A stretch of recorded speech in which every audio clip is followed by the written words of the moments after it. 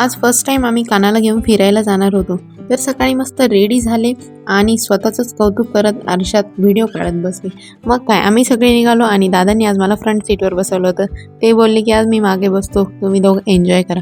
मग काय रस्त्यात मिसळ पावचा नाश्ता केला आणि पोहोचलो कानोलीकडे. पण कानोली तर झोपलेली होती. मग काय कानोलीला तसंच घेतलं आणि आम्ही पोहोचलो शिर्डीला साई तीर्थ थीम पार्कला. आणि तितक्यात कानोली पण उठली आणि कानोली फर्स्ट टाइम बाहेर आली होती. मग काय सुनीलला विचारलं की तुमचा एक्सपिरियन्स कसा होता, तर त्यांनी छानच सांगितलं. मध्ये येऊन बघितलं तर अरे वा इतकं छान होतं.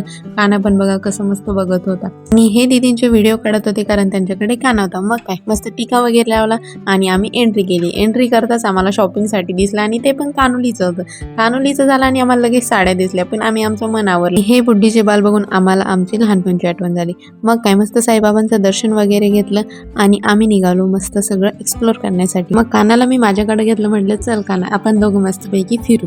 काना माझ्याकडे असल्यामुळे माझ्या व्हिडिओची जबाबदारी सुनीलकडे आली होती, तर ते आमचे असे स्लो मोशन्स काढत होते. मग या सायकलवर बसण्याची इच्छा झाली आणि सुनीलने बघा चांदीची सायकल, सोन्याचं सीट आणि श्रुतीन मी चाललोय डबल सीट.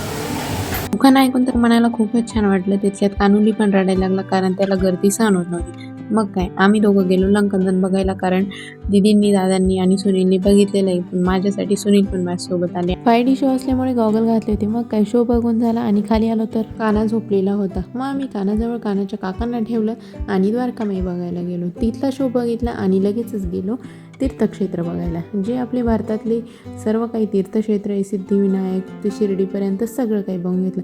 मग गेलो कालिया मर्दांचा शो बघायला. त्या शोमध्येच आम्हाला यांचा फोन आला की काना उठला, त्यामुळे आम्ही पळत आलो आणि काका तर कानाला सांभाळत होते. मग काय म्हटलं जरा पेटपूजा करूया, पण आधी फोटोच काढून घेतले. कानासोबत मी मस्त गप्पा मारल्या, तोपर्यंत त्यांनी फोटो काढले आणि मग जेवायला गेलो. मस्तपैकी जेवण केलं आणि जेवणाचा शेवट सिझलिंग ब्राउन येणे करून मस्त मन तृप्त केलं. आमच्या ट्रिपचा लॉंग व्हिडिओ बघण्यासाठी श्रुती जाधव ब्लॉग्सला सबस्क्राईब करा. चलो बाय.